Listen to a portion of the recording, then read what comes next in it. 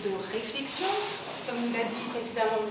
Prassy, un espace de réflexion ici et de mutualisation des compétences, des cadres, des chercheurs, des chefs d'entreprise africains, pour répondre, pour apporter des solutions ici, des solutions stratégiques. Allez-y. Vous voulez que je fasse défiler ou... Non, ça va aller. Je pense que je devrais me repérer avec vous. Donc l'UCA qui se veut être un espace de réflexion, un espace de mutualisation des compétences, des cadres, je disais, des chercheurs et des chefs d'entreprise africains, pour apporter des solutions stratégiques ici à destination donc des gouvernements, des entreprises et également des collectivités publiques africaines. Le fonctionnement de l'UCA, ainsi que ce mode d'organisation, nous a donc été présenté par Madame Cyrine tout à l'heure, donc je ne reviendrai pas dessus. Mais on a pu constater effectivement à travers cette présentation que l'UCA, ce qu'il ressort, est multiple dans ses champs d'action et également à plusieurs domaines d'intervention. Pour ma part, j'ai été approchée par M. Prassy pour intervenir ici au sein de l'UCA il y a quelques mois déjà. Et c'est vrai qu'au départ, j'avais regardé ça avec un petit peu de distance. Distance parce que je voulais d'abord comprendre ce qu'était véritablement l'Université des connaissances africaines, savoir quels étaient aussi ses domaines d'action, ses domaines d'intervention, et voir comment elle allait pouvoir mettre en place, comment elle allait pouvoir intervenir réellement ici à travers les solutions qui allaient être apportées. L'Université des connaissances africaines, c'est identifier le besoin et répondre aux besoins. Identifier le besoin et répondre aux besoins, c'est aussi ce pourquoi nous sommes là ce soir, à travers la présente offre que je vais avoir à vous présenter sur un observatoire des métiers. Avant, malgré tout, de vous présenter cette offre, je tiens aussi à remercier les personnes qui ont eu à travailler précédemment sur cette offre, puisque différents travaux ont été produits. J'ai pu récupérer l'ensemble de ces travaux et cela m'a permis aujourd'hui de pouvoir vous présenter l'offre en question. Donc, cette Université des connaissances africaines, à travers l'Observatoire des métiers, va mettre en place un répertoire national des métiers, va mettre en place ici une cartographie des métiers et des compétences. Cartographie des métiers et des compétences qui va servir justement à identifier les formations qui sont attendues, les formations qui sont demandées aujourd'hui, cibler également les métiers dont on a besoin, les métiers qui sont recherchés, mais également des métiers sur lesquels il va falloir repenser le système de fonctionnement, repenser également comment mettre en place ce métier, comment développer ce métier. Donc, la cartographie ici des métiers et des compétences va être une des solutions à travers l'ensemble ici qui sera mis en place, c'est-à-dire identifier, on regarde ce qui ne va pas, on regarde ce qui est demandé, on regarde ce qui est attendu, on apporte la solution précisément ici, à travers un dispositif de formation.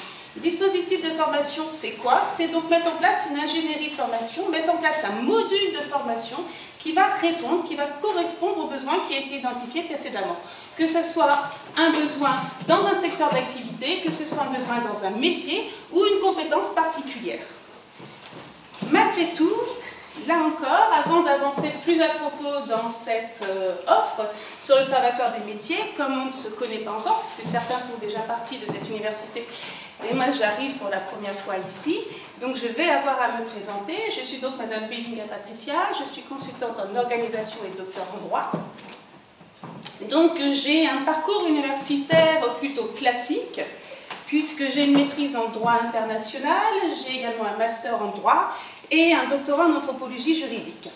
Donc ce parcours universitaire plutôt classique m'a tout de même permis de pouvoir avoir une vie professionnelle assez riche, dense et surtout transverse, puisque j'ai une double casquette. Je suis effectivement enseignante, j'enseigne en France, j'enseigne également au Gabon, j'enseigne également au Cameroun, j'enseigne sur des matières aussi diverses que le droit, l'économie, le management, la gestion des risques, le développement durable, et j'interviens également en entreprise. J'ai pu intervenir au sein des institutions spécialisées de l'ONU en tant que chef de projet, et aujourd'hui j'interviens en entreprise, autant en Afrique, que ce soit là et Cor, au Cameroun ou au Gabon, sur la mise en place de la gestion de projet, de la démarche qualité, de la RSE, de la gestion des risques, puisqu'il s'avère que je suis également certifiée sur la norme ISO 9001, qui est la norme de la mise en place des systèmes de management qualité au sein des entreprises. Donc aujourd'hui, ce sont autant de transversalités dans ces compétences qui m'ont amené à rejoindre l'UCA et donc à être présente avec vous ce soir pour vous présenter cet observatoire des métiers. Nous sommes aujourd'hui dans un monde en pleine évolution, tout le monde le sait, on n'arrête pas de nous le dire. Nous sommes dans un monde en évolution, dans un monde en pleine mutation, dans un monde où il faut s'adapter.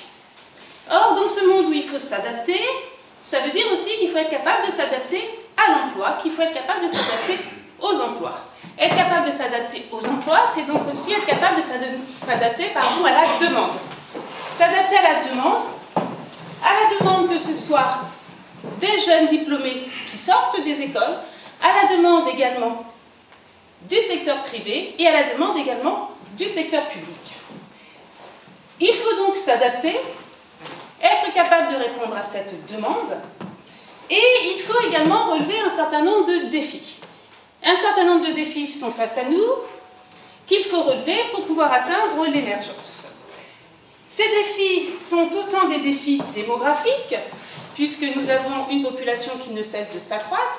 Aujourd'hui, l'Afrique compte plus d'1,2 milliard d'individus et il y a une projection pour 4,5 milliards d'ici la fin de ce siècle, donc une population qui s'accroît. Un défi également économique. Un défi économique, c'est donc à dire comment garantir, comment maintenir une croissance qui serait durable, qui serait stable.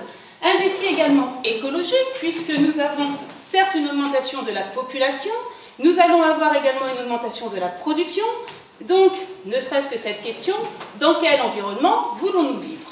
Un défi également technologique aujourd'hui, puisque les nouvelles technologies sont parmi nous, elles sont dans notre quotidien. Je pense que tout le monde a son téléphone portable. Si nous prenons le simple exemple du téléphone portable comme technologie, votre téléphone portable ne vous sert plus qu'à téléphoner aujourd'hui, il vous sert à réserver des billets d'avion, des billets de train, il vous sert également à aller peut-être chercher des recettes sur Internet, il peut vous servir également à ouvrir votre voiture, il peut servir à régler la luminosité dans une pièce, il peut servir à prendre des photos, donc autant de fonctionnalités sur ce téléphone portable qui renvoie ici sur ce défi technologique, à quel point il est important de relever ici l'innovation, à quel point il est important ici d'être attentif à l'adaptation. Donc autant de défis, je vous disais, un défi démographique, donc une population qui s'accroît, une population qu'il faut occuper. Une population qu'il faut occuper à travers des emplois. Donc ça veut dire ici être amené à réfléchir à quel type de métier. Quel type de métier pour demain, quel type de métier nous pouvons avoir aujourd'hui, mais qui demande aussi à être repensé, puisque nous avons un appareil de production qui va évoluer, donc il y a certains métiers qui vont demander de nouvelles compétences, qui vont également demander une nouvelle restructuration. Donc, défi démographique, occuper cette population à travers des emplois, à travers des métiers, et occuper également cette population en allant chercher des compétences spécifiques qui peuvent être attendues en entreprise, qui sont même demandées en entreprise. Un défi également économique ici, puisque vouloir garantir ici un accroissement de la production, vouloir garantir effectivement, outre cet accroissement de la production, un PIB et une croissance qui serait stable et durable dans un pays, ça veut dire être capable de produire des biens et des services. Or, pour produire ces biens et ces services, là encore, il faut se poser la question de savoir quel type de métier nous allons avoir, sur quel type de métier nous devons affiner les compétences, sur quel type de métier nous devons aller renforcer les compétences. Donc là encore, le défi économique. Un défi également écologique et de développement durable, puisque je vous le disais tout à l'heure, un accroissement de la population plus un accroissement de la production nous amène à repenser le monde dans lequel nous allons vivre, l'environnement dans lequel nous allons vivre. C'est donc à dire, ne serait-ce que de savoir quel air nous voulons respirer ou quelle eau nous voulons boire, mais ça veut dire également ici, nous allons produire un certain nombre de déchets avec cet accroissement de la population et cet accroissement de la production. Qu'allons-nous faire de ces déchets? Comment allons-nous traiter ces déchets? Comment allons-nous recycler ces déchets? Mais ce défi écologique, c'est aussi penser, réfléchir à une nouvelle manière de faire de l'électricité, par exemple. C'est aussi réfléchir à une nouvelle manière de se loger également. Donc autant de défis ici dans l'écologie et le développement durable qui renvoient à des nouveaux métiers, qui renvoient à des nouvelles compétences qui vont être recherchées, qui sont beaucoup plus précises, beaucoup plus spécifiques. Un défi technologique, donc comme on l'a dit, ce défi technologique là renvoie véritablement à l'émergence de nouveaux métiers. Donc il y a une pléthore de métiers derrière ces défis technologiques qui sont présents, mais indépendamment de l'ensemble de ces métiers, c'est aussi autant de compétences qu'il va falloir tout le temps mettre à niveau, puisque le propre de la technologie, c'est effectivement, et le téléphone portable en était un exemple, il faut tout le temps repenser continuellement, puisque la technologie, il y a la fameuse théorie de l'obsolescence, que vous connaissez vraisemblablement. Donc cette théorie de l'obsolescence renvoie justement au fait qu'il y ait des innovations qui arrivent de manière constante pour remplacer un produit. Donc le défi technologique est aussi là, c'est-à-dire être capable de créer des nouveaux métiers, mais aussi être capable d'aller chercher les compétences spécifiques dont on va avoir besoin. Le numérique en est un exemple patent, puisque le numérique renvoie à tous les secteurs d'activité, que vous soyez dans l'informatique au sens propre, que vous soyez dans la finance, que vous soyez dans le commercial, que vous soyez même paysagiste, vous aurez affaire au numérique. Donc le numérique renvoie à tous les secteurs d'activité, et à travers le numérique, quel que soit le secteur d'activité, il y a des compétences spécifiques qu'il faudra aller chercher. Enfin, un défi qui est celui de la reconversion industrielle. Défi de la reconversion industrielle qui est d'ailleurs cher à l'Université des connaissances africaines. Ce défi de la reconversion industrielle renvoie ici à la diversification économique. Diversification économique qui s'articule sur 3 axes. L'augmentation de la production, dans un premier temps, l'amorçage d'un commerce international également, ainsi que rationaliser l'appareil de production. Ça veut donc dire quoi? Ici, ça veut dire que si un pays veut être capable de garantir, ou de se garantir du moins, une balance des paiements qui serait tout au moins stable, elle pourrait, là pour le coup, être excédentaire en mettant en place ce défi de la reconversion industrielle. Donc, nous avons pu constater, nous avons pu entendre qu'il y a un certain nombre de défis qui sont à relever, un certain nombre de défis qui sont là pour atteindre cette émergence. Or, nous avons une population qui est jeune, une population qui est jeune et inactive, une population qui est jeune et inactive et qui ne demande qu'à travailler. La difficulté, donc, pour un pays, c'est d'être capable d'adapter l'emploi et de s'adapter à l'emploi. Les gouvernements ont effectivement l'obligation de garantir l'emploi, de maintenir l'emploi et d'anticiper l'emploi. Le Congo-Brazzaville ne fait absolument pas exception à l'ensemble de ces pays qui aujourd'hui a des difficultés par rapport à l'accès à l'emploi et par rapport à l'employabilité des jeunes. Suite à un rapport qui a été rendu en 2014, un constat sur cette employabilité au Congo-Brazzaville avec toute une série de données. On s'aperçoit notamment, s'agissant de la difficulté d'accès à l'emploi, ici ce sont les entreprises qui nous disent très clairement que s'agissant de l'accès à l'emploi, elles ont beaucoup de mal à trouver des individus qui ont la compétence. On est à plus de 74% dans les entreprises qui nous disent qu'il y a une difficulté de trouver la compétence qui était attendue. Ces mêmes entreprises nous disent qu'il y a même une absence de filière dans la formation à plus de 35%. On retrouve également, et les entreprises nous disent, dès le recrutement, donc dès le départ, il y a une problématique puisqu'on n'a pas l'individu qui a les compétences recherchées. Ce qui fait que pour beaucoup, elles sont amenées à faire appel à des travailleurs temporaires.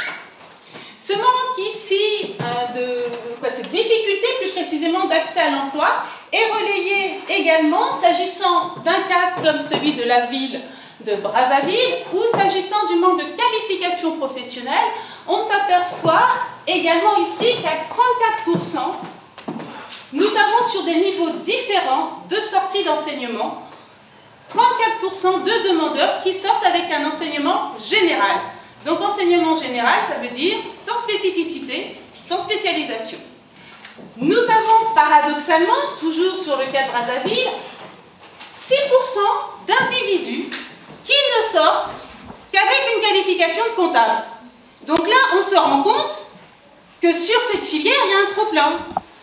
Donc ça veut dire, s'agissant de cette filière de comptable, être capable de repenser, de réorienter ces comptables. Les réorienter vers quoi ou les réorienter comment?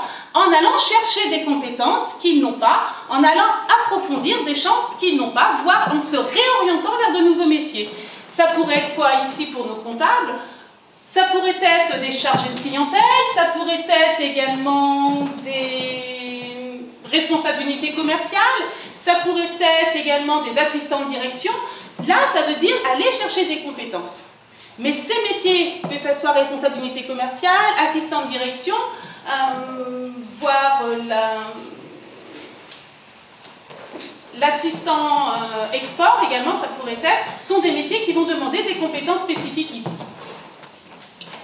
Ce manque ici de qualification professionnelle, alors que nous avons dit tout à l'heure que nous étions dans un monde qui était en pleine mutation, dans lequel il fallait toujours être amené à se repenser, ça veut dire effectivement que nous avons aujourd'hui des demandes qui sont de plus en plus spécifiques. Des demandes qui sont de plus en plus spécifiques dans différents domaines, que ce soit dans le domaine de l'hygiène, de la sécurité, dans le domaine de l'environnement, que ce soit également face à un consommateur qui est de plus en plus exigeant, voire même à l'émergence d'une classe moyenne qui a des demandes de plus en plus spécifiques. Il faut être capable, en face, de pouvoir offrir à l'ensemble de ces demandes la réponse, ou en tout cas le service qualitatif tel qu'il l'entend. Ce manque de qualification professionnelle, on va le retrouver sur une tranche d'âge en allant jusqu'à 29 ans, où là on s'aperçoit qu'on a 40% de la population qui est inactive. 40% de la population qui est inactive, pour des raisons tout aussi diverses. Nous avons une frange qui effectivement sont les femmes au foyer. Nous avons également une grande marge de cette... Nous avons également une grande marge ici qui est représentée par autres. Dans autres, vous pouvez entendre à la fois les handicaps.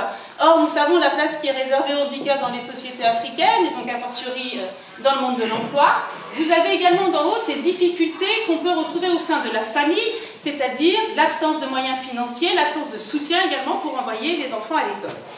Ce taux ici de chômage est retrouvé également sur la tranche donc 15-29 ans, selon le BIT et au sens élargi. Au sens élargi, vous entendrez donc effectivement ce à quoi ça renvoie.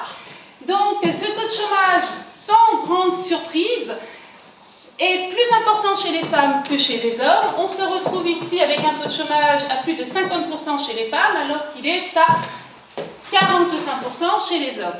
On retrouve cette même différenciation homme-femme, et ce, quelle que soit la catégorie de l'âge, puisque le taux de chômage chez les femmes est toujours plus important que ces femmes aient entre 15 et 29 ans ou qu'elles aient 50 ans et plus. Toutefois, le chômage, s'agissant du taux de chômage, on s'aperçoit que c'est vraiment le groupe femmes de 15 à 29 ans qui sont le plus touchés par cette problématique-là. Le secteur informel. Alors le secteur informel, lui, est très intéressant puisque le secteur informel renvoie énormément de données. Ce qu'ils nous disent dans un premier temps, et là je pense que tout le monde le constatera, quelles que soient les villes, il est omniprésent. Voilà. Ensuite, ce secteur informel vous dit que plus on s'éloigne de la ville, plus il est présent. Et plus on s'éloigne de la ville, moins le secteur privé et le secteur public ne sont, eux, présents. Mais ce secteur informel, il ne faut pas le déconsidérer, loin de là, parce que le secteur informel, dans l'ensemble des économies africaines, représente quand même très souvent une bonne part cachée de l'économie. Donc ça veut dire, pour ce secteur informel, être capable, ici la problématique qui va être mise en évidence, c'est d'être capable d'attirer, de faire venir les acteurs du secteur informel vers le secteur formel.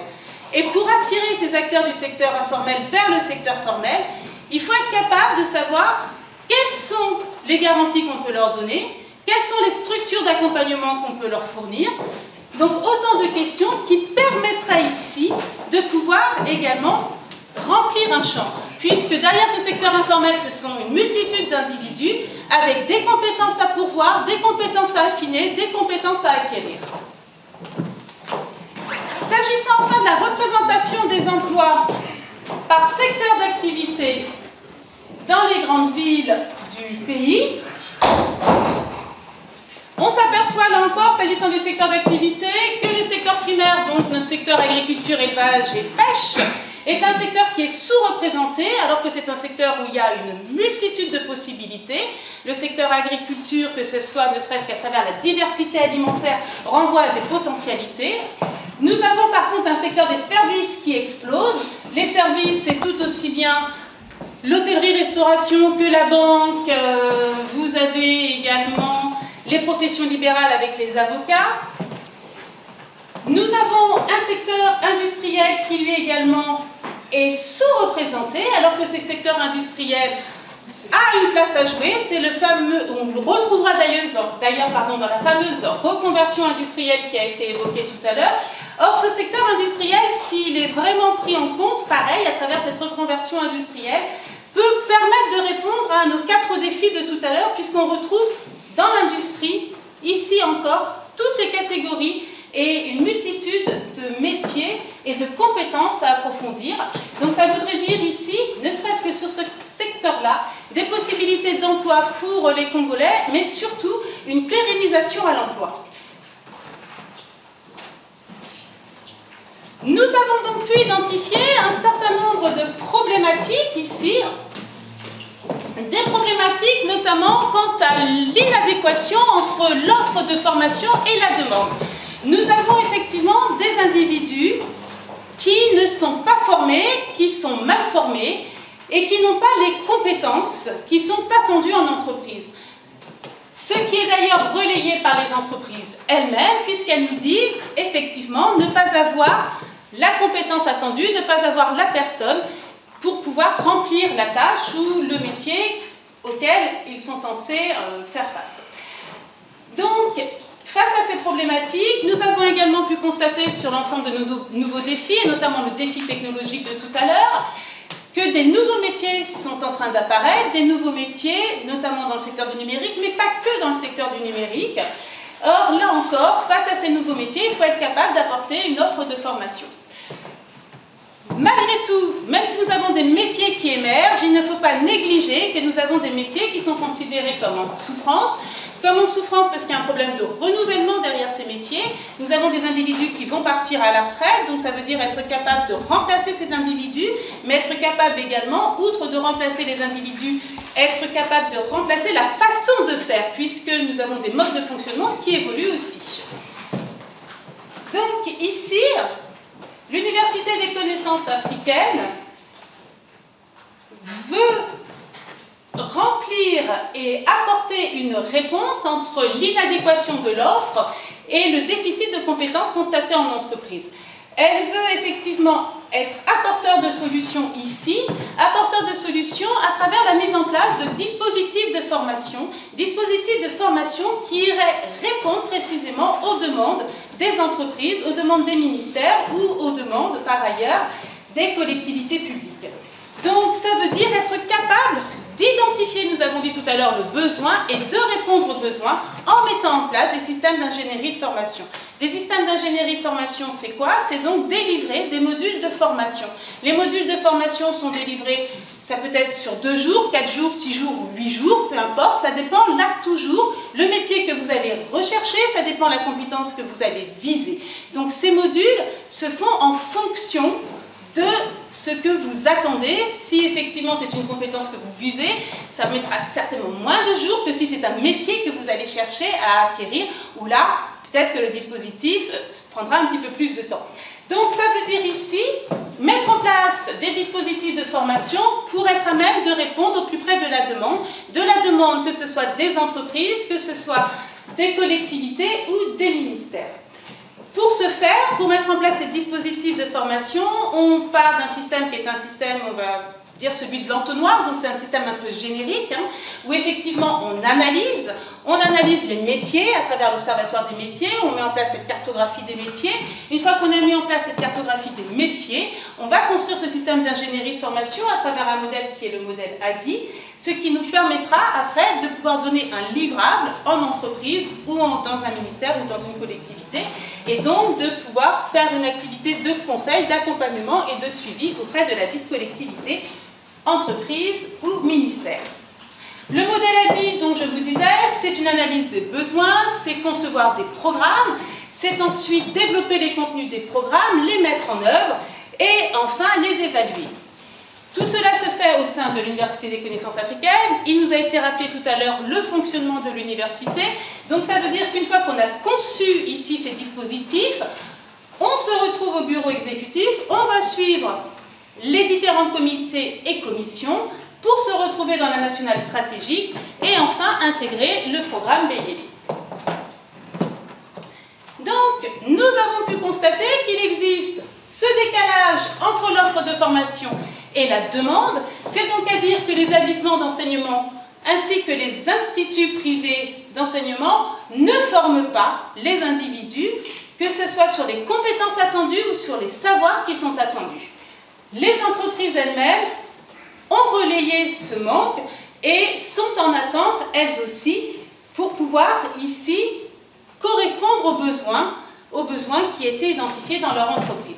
Donc ce décalage entre l'offre et la demande, l'Université des connaissances africaines, à travers l'Observatoire des métiers, veut et va remplir cet espace à travers, effectivement, ici, la mise en place de cette cartographie et surtout, à travers cette cartographie, être capable d'identifier les besoins, être capable de proposer des solutions, être capable de proposer des solutions adaptées en fonction ici des entreprises, des ministères ou autres, en mettant en place d'un système d'ingénierie de formation, en mettant en place donc un système ici de modules de formation. Donc le Congo, c'est beaucoup de potentialités, le Congo, c'est beaucoup de secteurs d'activité également. Donc qui dit secteur d'activité dit par derrière autant de métiers, autant de compétences, de métiers à pourvoir, de compétences à aller chercher, à affiner, à approfondir. Donc vous avez des secteurs d'activité qui sont tout autant l'agriculture, l'alimentation, nous avons le transport, nous avons également le tourisme, les services, la sécurité, autant de secteurs, je vous disais, où il y a des métiers, autant de secteurs où derrière ces métiers, il y a des compétences. Donc ici, l'objectif de l'Observatoire des métiers, c'est bel et bien d'aller investir le champ de la formation, réinvestir ce champ de la formation. Réinvestir ce champ de la formation comment? D'une part, en ciblant les compétences, en regardant quelles sont les compétences attendues, quelles sont les compétences voulues, quelles sont les compétences demandées.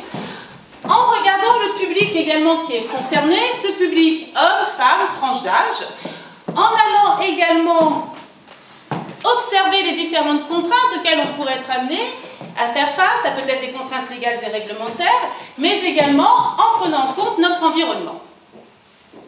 Une fois que l'on a identifié ces 4 éléments, donc nos compétences, nos caractéristiques, nos contraintes et l'environnement, on va pouvoir construire, mettre en place un dispositif d'ingénierie de formation.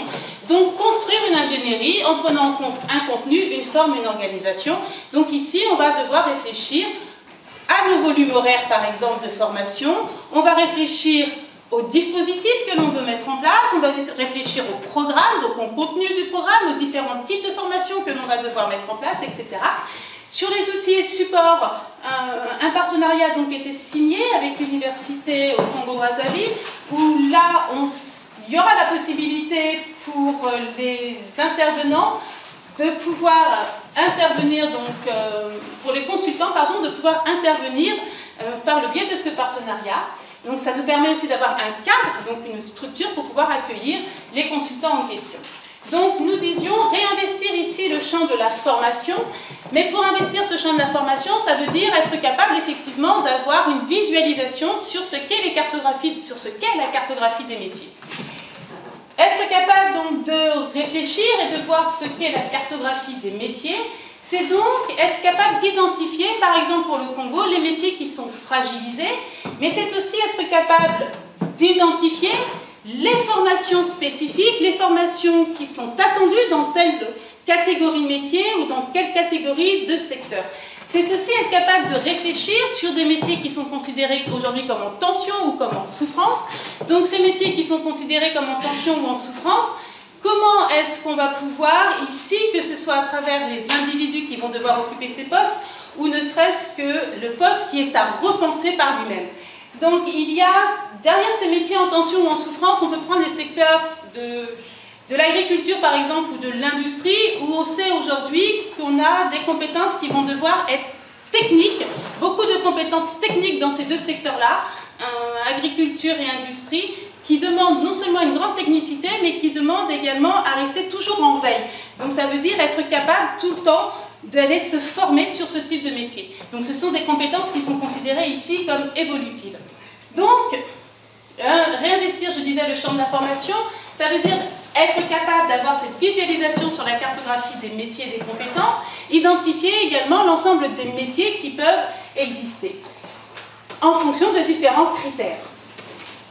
Des cartographies de métiers, je vais vous en présenter plusieurs. Ça va vous permettre d'avoir ici une visualisation sur ce que l'on peut entendre derrière cette terminologie-là. Cartographie ici des métiers de l'intelligence territoriale. Ça veut dire quoi et ça renvoie à quoi? Ici, la cartographie des métiers de l'intelligence territoriale, ça veut dire à l'intérieur d'un ministère comme celui du ministère de l'Intérieur, de la décentralisation et du développement local, réfléchir aux différents métiers qui existent. Les métiers qui sont fragilisés au sein de ce ministère, réfléchir également aux sessions de formation que l'on pourra dispenser au sein de ce ministère, ainsi que des différentes sessions de formation qui pourraient être dispensées au sein de ce ministère, réfléchir aux différents métiers, donc aux différentes compétences. Nous avons également une cartographie des métiers sur le secteur de l'agroalimentaire. L'agroalimentaire, idem, c'est une famille professionnelle dans laquelle vous avez une grande catégorie de métiers.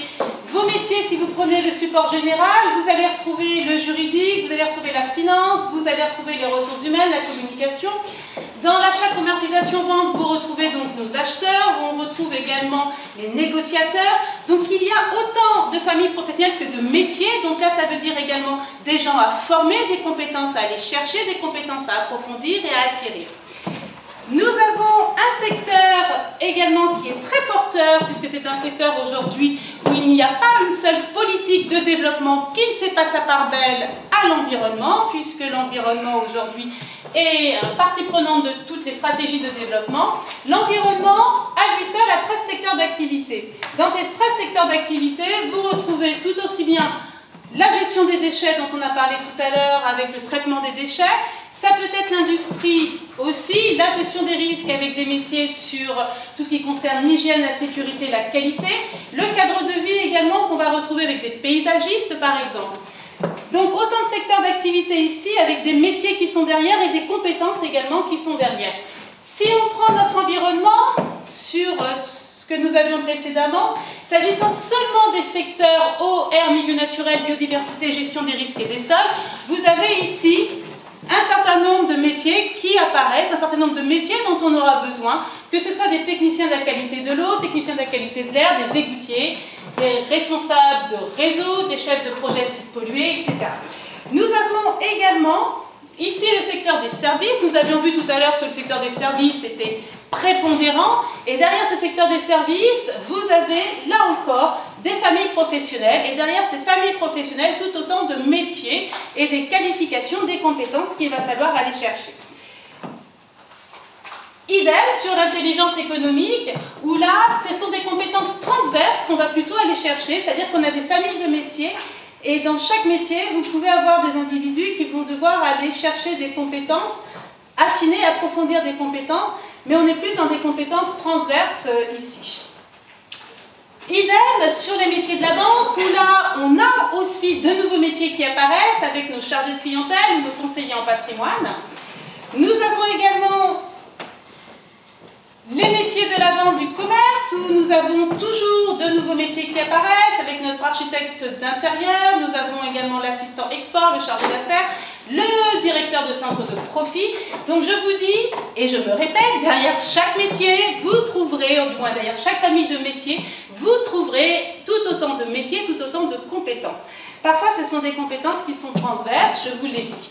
Donc sur les métiers du secrétariat ou de l'assistanat, là également, on va aller approfondir.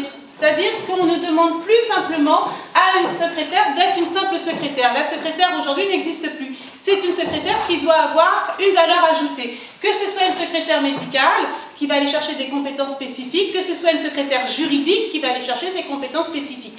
Tout comme notre assistant de direction aujourd'hui qui n'est plus un simple exécutant, mais qui doit être partie prenante dans la mise en place de la direction d'entreprise. Nous avons également les métiers du paramédical. Alors là, les métiers du paramédical sont très intéressants parce que c'est un secteur où il y a quasiment tout à faire. Donc, nous avons effectivement une population qui aujourd'hui a changé ses habitudes alimentaires. Nous avons une population qui a changé aussi son mode de vie.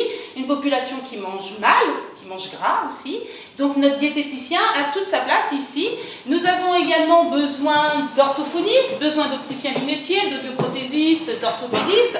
Nous avons effectivement énormément de handicaps, énormément de malformations. Et ici, le métier du paramédical auraient la capacité de pouvoir, sur certains de ces handicaps ou malformations, avoir leur rôle à jouer.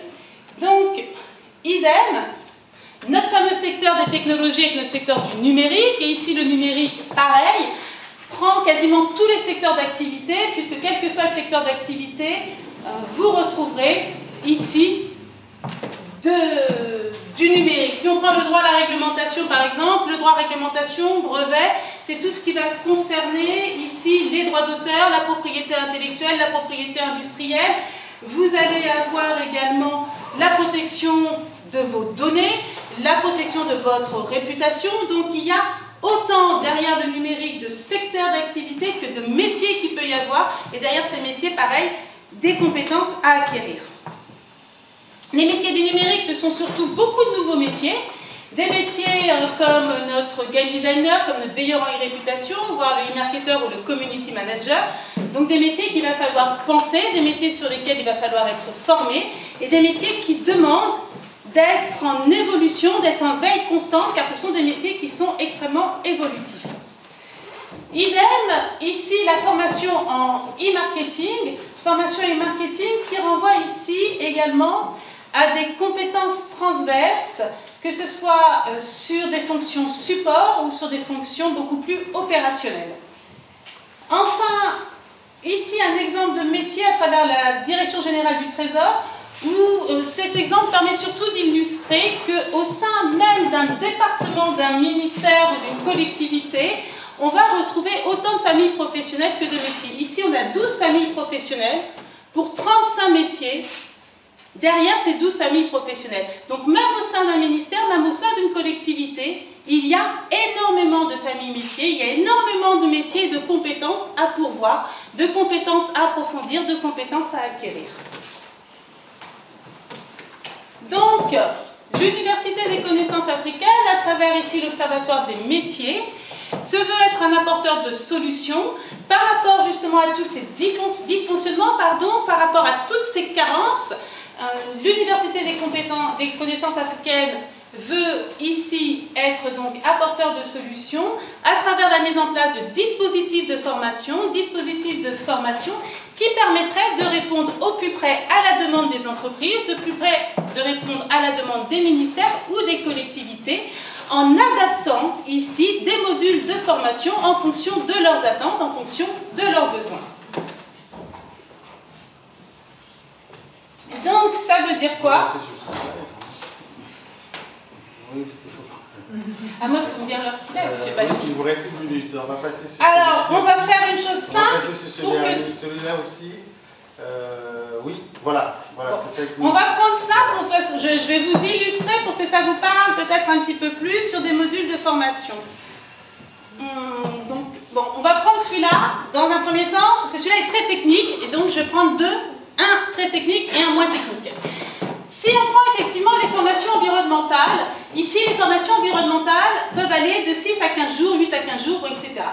Ce qu'il faut entendre et comprendre, sur des formations type environnementale, on est sur des métiers qui sont techniques, extrêmement techniques. Donc ça veut dire que l'individu qui rentre en formation doit avoir déjà un certain niveau. Selon le niveau d'entrée qu'a l'individu, il ira chercher sa formation. Sa formation peut être de 4 jours parce qu'il a déjà des connaissances et des bases, comme sa formation peut être de 15 jours. Nous avions vu tout à l'heure différents métiers.